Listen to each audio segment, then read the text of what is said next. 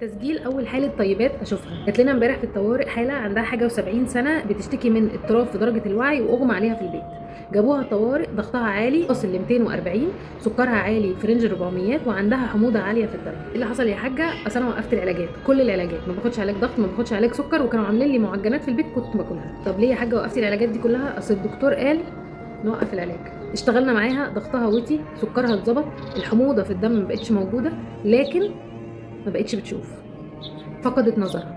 طبعا محتاجه اتابع مع حد رمد، غالبا ممكن يكون حصل لها انفصال في الشبكيه، نزيف في قاع العين او ايا كان، ودي حاجات صعب جدا ترجع زي ما كانت. كل ده ليه؟ عشان نظام الطيارات.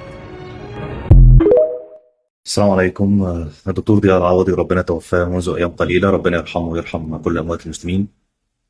نظام الطيبات، في 21 يوم الدكتور ضياء العوضي حول والدتي من مريضة قصور كلى لمريضة فشل كلوي.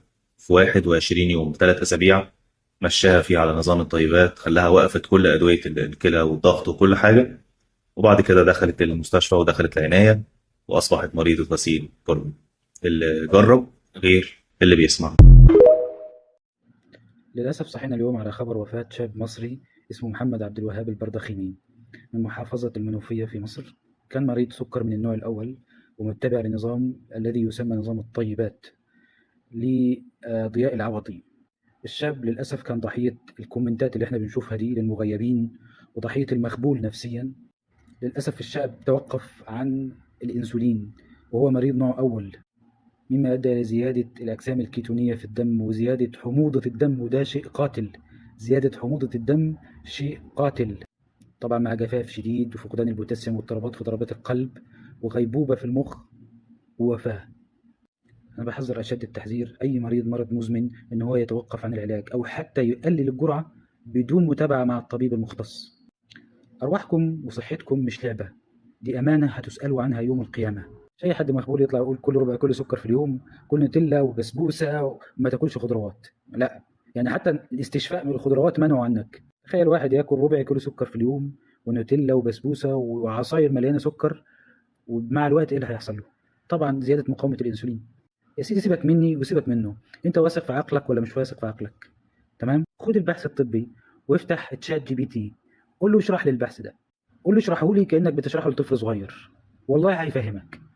خليك واثق في عقلك شوية، ثق انك تقدر تبحث وتفهم وتطلع، خصوصا في وقت فيه الذكاء الاصطناعي متاح ومجانا كمان. اتقوا الله في صحتكم واتقوا الله في احبابكم. انا بسأل سؤال، هي وقفت المثبطات ليه؟ عشان انت قلت لها وقفي. طب وانا لو قلت لك وقفي لابنك الانسولين توقفيه؟ لو مقتنعة هوقف. بس خلاص خلصنا، يبقى هي مقتنعه، اروح اسالها اقتنعت ليه؟ انا مقتنع، انا عندي نظريتي، فخلاص، فانا مبني، انا عندي كلام ومبني عليه وعملت نتيجه، فما تحققوش معايا في نتيجتي، دي نتيجتي انا عملتها. واحد عنده جفاف في العين وفي الفم وبيتبول كتير وبيخس بسرعه وبدا ينشف، بوله بقى كان سكري، كمان ممكن كان يتشنج. الكلام اللي الدكتور بيقوله ده مخلي الطوارئ في مصر وكميه الناس اللي بتيجي على المستشفيات كل يوم بسبب مشاكل السكر في يوم او يومين وبسبب انه موقف انسولين بهدله. اشرح الموضوع بطريقه شيقه وبشكل تحس ان هو علمي جدا، خليك تقتنع بالكلام، ما ترجعش اصلا للدكتور. فانا جاي النهارده عشان ارد على الكلام اللي الدكتور قاله ده، وليه مريض السكر بيجي له جفاف، وليه ريقه بيبقى ناشف، وليه بيتبول كتير، وليه بيشرب ميه كتير. السكر ده ماده اوزموتيك. يعني ايه اوزموتيك؟ يعني ماده بتسحب الميه. هات كده كوبايه او جردل كبير، حط فيه ميه واقسم الجردل ده بورقه فلتره اللي هي بترشح ميه، اللي هي بتعدي الميه بس ما بتعديش حاجه ثانيه. حط من ناحيه واحده سكر وما تحطش الناحيه الثانيه، لا الميه بتتسحب من الشمال لليمين، يعني الميه بتتسحب للمكان اللي فيه سكر كتير، لان ببساطه السكر ماده اوزموتيك. جسمنا عباره عن خلايا ودم، الدم بيدي الخلايا والخلايا بتدي الدم. لما بتاكل سكر تمتصه، الامعاء بتاعتك بتمتصه، اول حاجه بيخش عليها هو الدم، فالدم بتاعك بقى مسكر. الدم ده المسكر ده بيسحب الميه اللي في الخلايا، يعني كل الميه اللي في جسمك بتروح للدم، فالخلايا بتاعت جسمك ما عادش فيها ميه، ما عادتش شغاله. خلايا زي ايه؟ خلايا المخ، خلايا الاعصاب، لان الخليه النسبه الاكبر فيها ميه، فانت لما بتسحب الميه دي الخلايا ما بتعرفش تشتغل. ما الميه دي تتسحب من خلايا المخ، العيان يجي له كوما اغماء، ما هو خلايا المخ مش عارفه تشتغل. طب الدم ده اللي هو مليان سكر بقى مليان سكر ومليان ميه، هيروح على فين؟ هيروح على الكليه. ربنا خلق لنا الكليه بتاعتنا بتقدر تسحب سكر، يعني الكليه بتاعتنا دي بتفلتر الدم. يعني ايه بتفلتره؟ يعني بتنزله في المثانه البوليه واليورين. الكليه بتاعتنا لما بتفلتر الدم جزء بيتفلتر وجزء بيحصل له امتصاص مره ثانيه. الكليه بتاعتنا بتقدر تمتص سكر لحد 200، يعني انت مثلا سكرك 300 400 هي بتعرف تمتص لحد 200. اكتر من كده بينزلوا في الايه، في اليورين، في البول بتاعك. لما السكر بتاعك ينزل في البول، السكر ده يسحب الميه اللي في الجسم وينزل بيها، فبتتبول كتير. لما تتبول كتير تفقد الميه اللي في جسمك، فتعطش، فتقوم تشرب ميه تاني. بيحصل الاوزمولاريتي بتاعت السكر دي، انت مش بتفقد سكر بس، ده انت بتفقد سكر وميه والمعادن بتاعت جسمك، اهمهم الصوديوم والبوتاسيوم، عن السيجرز، عن التشنجات. لما الموضوع يا جماعه يوصل لناس قريبين مننا، الناس دي يقول لنا مثلا ايه رايك في كلام الدكتور؟ من كتر ما الناس مقتنعه بكلام دكتور ضياء، ما كلموش دكاتره، يعني كتر ما هو مقتنع بيه مشي عليه لحد ما دخل الطوارئ. وانا معاك ان مفيش دكاتره شرحت الموضوع ده قبل كده، يعني انت مغلوب على امرك عشان انت ما سمعتش غير من دكتور واحد. الدكتور الله يرحمه كان بيشرح الكلام للناس كلها، بيفهم الطب للشخص اللي ما درسش طب، بيشرح الكلام بشكل علمي بحت، بس المعلومه ناقصه يعني. فهو الدكتور كانه عمال بيديك معلومات جديده، فانت لازم هتنبهر بيها. يا جماعه قبل سنه 1800 او 1850 مريض السكر من النوع الاول كان بيموت، ما بيكملش 20 سنه، ما كناش نسمع عنه لحد ما اكتشفوا الانسولين. ما فيش حاجه اسمها انسولين يقف ده. اخر حاجه بقى الكلام ده للدكاتره، لما السكر بيزيد في الدم بيحصل حاجه اسمها سودو هايبوناتريميا، يعني الصوديوم بيقل، بس بيقل بشكل كاذب مش بشكل طبيعي. يعني انت لما تجيلنا السكر بتاعك عالي لدرجه ان الجهاز ما يقراش عليه حاجه، ونقول لك بتاخد دواء سكر، تقول لي لا ماشي على نظام الطيبات، ده يبقى نظام عهات. يعني السكر بتاعك فوق ال 500، واحد برضو امبارح مع الدكتور نفس الحكايه وماشي على نظام الطيبات، ده عتا. يعني واحد طلع، الناس دلوقتي قسم دفاع وقسم هجوم، الناس بقت بتدافع وماشيه بالنظام بتاعه، الناس فعلا بتموت. يا جماعه الحاجات دي ما فيش استهانه بيها، ما ينفعش تبقي ماشيه على دواء فجاه توقفيه، ست بتموت. واحد يعني الجهاز من كتر ما السكر عالي كتب هاي. يا جماعه حكموا عقلكم، بلاش الناس كبيره، خلي بالكم من اهاليكم، مش اي حاجه تمشي كده. يعني انت محتاجين مساعدتكم. الفيديو ده مهم وانا محتاجه كل الناس تسمعه وما تعملوش سكيب، خاصه الداعمين لنظام الطيبات والدكتور ضياء العوضي رحمه الله. قبل ما ابدا كلامي انا حابه ان انا اوجه اعتذاري للناس دي، انتوا على راسي من فوق. تاني حاجه اللي هعتذر لكم دي شهاده تخرجي من كليه الطب البشري بتقدير امتياز مع مرتبه الشرف. حصلت على الطالبه المثاليه 3 مرات على مستوى كليه الطب، واتكرمت بشهاده تقدير خاصه بالنشاط العلمي. كل ده ما قدرش ان هو يساعد، فقلت اكيد انتم اللي تقدروا ان انتوا تساعدونا. في حاله مريض في رعايه القلب عنده صدمه قلبيه وعنده ارتفاع شديد في وظائف الكلى وما عادش بيجيب بول نهائي، والحل معاه هو الغسيل الكلوي. هو واهله رفضوا اجراء الغسيل لانه حسب كلامهم الغسيل الكلوي ده نصب، والراجل اللي فضح الموضوع ده اتقتل. مش عارفين ان اسمه ضياء العوضي ولا يعرفوا اي حاجه غير انه راجل شجاع فضح نصبايه دكاتره الكلى فقتلوه. محتاجه كل الناس المقتنعه بنظام دكتور ضياء العوضي، بيقولوا انه كل واحد حر ويسيبوا الناس تجرب، محتاجينكم تقولوا لنا ايه الطريقه الانسب اللي كانت تقدر تعالجه بنظام الاكل اللي بيشفي من جميع الامراض علشان نطبقها معاه، لانه احنا جهله وعلمنا هو علم لا ينفع. وبقول كانت تقدر تعالجه لانه المريض توفاه الله مات بسيفير اسيدوزس اند هايبركاليميا. دكاتره فاهميني، بس اللي مش فاهم يعني سموم الجسم تراكمت في الدم لحد ما قتلته. وطبعا اتعمل محضر اثبات حاله، لانه انت مش هتقدر انك تجبر مريض على العلاج. انا دايما مقتنعه انك في اي تخصص قبل ما بتعالج المريض بالدواء فانت بتعالجه نفسيا. اهم حاجه انك تقدر تقنع المريض بيك علشان يثق فيك فياخد العلاج وباذن الله يشفى عليه ويتحسن. بس مستحيل تقدر تقنعه ان انت عايز مصلحته لو هو مقتنع بوهم ان انت عايزه يفضل عيان علشان احنا نفضل نشتغل علشان صحه الناس بالنسبه لنا تجاره وسبوبه. فانصحونا انتم يا عامه الشعب، صحوا الدكاتره اللي درسوا 7 سنين واتدربوا قدهم وحلفوا قسم وشافوا عدد حالات قد كده. المريض قرر ان هو يكون طبيب نفسه فقتل نفسه. مستنيه حكمكم. بس الدكتور ضياء العوضي ما قالش لحد يوقف الدواء، على فكره انتوا كلكم بتتجنوا عليه. سمعت يا دكتور، انا لو مشيت على نظام الطيبات الانسولين اخده ولا اسيبه؟ ام لارين بتسال. لا يا دكتور ضياء اوقفيه. سؤال عظام، مريض السكر نوع اول اللي علاجه حقن الانسولين، ايه نظامه؟ ياخده ولا يبطله؟ ضياء الانسولين بيموت وعمره ما ينفع علاج قولا واحدا. ام لارين لما قالت له انا السكر بتاعي عالي اصلا، قال لها طب عايزه مني ايه؟ في لقاء اخر مع مذيعه برضه كانت بتساله انت ليه وقفت لمريضه ادويه تظبيط المناعه اللي كانت زرعه الكلى وكانت هتموت؟ قال لها طب وهي ليه تسمع كلامي واي حد يتقال له اي حاجه يعملها على طول؟ فانا مش عارف انتوا بتدلسوا وكأن مثلا ده راجل مثلا السيد البدوي كان عايش من 300 سنه فاتت واحنا ما شفناش كلامه او كلامه مش موجود او مش قدامنا صوته وصوره وكلامه هو بيقول كده ليه؟ شفت فيديو لواحد واخد المجتمع غسيل ومكوى، واخد الاطباء في غسيل ومكوى، ومحدش عارف يرد عليه والناس سايباه والمستمعين محدش فاهم حاجه. فطبعا في دور على الناس اللي بتفهم. اي حد درس باحترام وعنده فهم للي هو بيعمله مفروض مش يرد عليه، ياكله. بس لا في وقت ولا في اذان ولا حد عاد فاضي للكلام ده. لكن انا حسيت ان من واجبي لما يبقى عندي وقت ان كل ما هشوف فيديو هرد عليه. هو خد المجتمع قال لهم مفيش حاجه اسمها ان انت تشوف الكرياتينين في الجسم وانا بصلح الكلاوي للناس، والكرياتين ده ملوش لازمه انك تبص عليه ولا تشوفه. طبعا ده قولة باطل يراد بها باطل على الاطلاق. ولما عضلاتك تبقى هي دي، لا لا لا لا لا, لا. انا اشرح لك. احنا الكرياتينين ده حضرتك او الكرياتين اللي انتوا بتعملوه في تحليل وظائف الكلى ده مش هو الحقيقي. المفروض ان انا بجيب اي ماده في الدنيا صغيره جدا منمنمه تافهه صغيره خالص، سوري في اللفظ يعني. دي كليتك، الكليه دي فيها خرام، الكليه دي المصفى بتاعت الجسم كله، خلاص دي خرام فلتر، هي فلتره. فبنجيب ماده زمان اسمها الانيولين، ماده رفيعه، هي اصدق ماده في الدنيا تعبر لنا عن الكليه. يعني ايه تعبر عن الكليه؟ ماده رفيعه قوي فبتعدي من هنا، لا الكليه بتسحبها وتطلعها فوق في الجسم ولا بترميها. الكليه دي مصفى بتفلتر لك القذاره والمواد السامه في الجسم وترميها لك بره، وهي بترميها بتحافظ لك على بروتيناتك، بتحافظ لك على حاجات كتير جدا في الجسم عشان تفضل تحتفظ بيها. يوم لما الكلى دي بتتضرب نتيجه انك خدت طعنه فنزفت دم، نزفت في العمليات، فالكلى دي الفلتر ده مش واصل له دم يغذيه فبيتلف وبيبوظ، فالفلتر بيبوظ. او الف لا قدر الله اصبت بالسكر اللي هو ضاحك بيه على مخ الناس، لان السكر هو مرض اسمه مايكرو انجيوباثي، يعني تدمير كامل للشعيرات الدمويه اللي بتبقى موجوده في كل الاعضاء، مما يجعل الاعضاء تتدمر. ومن تدمر الكلى من السكر الفلتر ده بيبوظ، عشان هو بيقول لكم ما تخافوا، ما تبصوش للتحاليل الكلى وما تبصوش للمش عارف ايه بتاع. فزمان كنا بنجيب في امريكا وفي الدول المتقدمه عشان يعرفوا الكلى دي شغاله ولا لا ماده اسمها الانيولين، بتتفلتر سريع قوي تخش في الفلاتر دي، فاحنا نقدر نعرف لو الماده دي عاليه في الجسم موجوده، معناه ان الكلى مش عماله ترشحها بتحتفظ بيها بشكل كبير، في غلط، المفروض بتنزل عادي فري. فلقينا ان انا عشان كل مره اعمل لك تحليل كلى هحقنك بماده واقعد اتفرج عليك على الماده دي عامله معاك ايه، بس هي اصدق ماده في الدنيا، ده تحليل غالي جدا، وهقعد احقنك بماده واشوف في البول هيطلع بايه. فلقينا ان في ماده بنفس حجمها بس ازيد شويه، بس الكلى بتحبها شويتين، بتتلاعب بيها شويه، بس صادقه، ماده صادقه اللي هي الكرياتينين.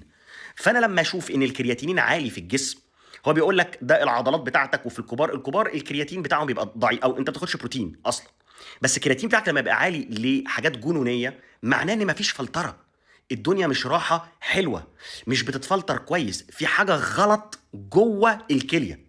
فهو تحليل انديكاتيف، يعني ده تحليل بيدينا انديكيشن، يعني تحليل بيدينا دلاله اسمها دلالات وظائف الكلى.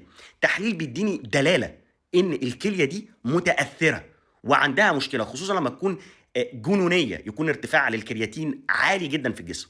بعدين السموم مثل اليوريا، فتلاقي ريحه بق اللي عنده فشل كلوي فيها بول، اللي هو ريحه البول اللي هو اليوريا او اليوريك اسيد، مع الكرياتينين اللي هو ده دلاله من الدلالات اللي عندنا. فانا لما اخدك اتوهك وارميك كده واخدك اسرحك ما تروحش، يلا ما تروحش، لان انا ممكن اجيب واحد صنايعي قسطى سباك يقعد يقول لي بص بقى يا باشا والحته دي لفه من هنا وبجد فانت ما فهمتش بقى دي، فانا بقى الواد السباك التمام اللي انا فهمت، وهو ضحك عليك ولفك لفه قال لك جملتين صح فانت خدتهم. او مهندس ديكور يقول لك لا اللي اتعمل ده غلط يا باشا، ده احنا اللي بنعمل كده. ما تروحش كده، العلم ما بيتاخدش كده، وعشان احنا نقعد نمسك الكلام ده وننتفه ده موضوع. خد تعالى بقى بتقول ايه اللي انت بتقوله عن السكر ده؟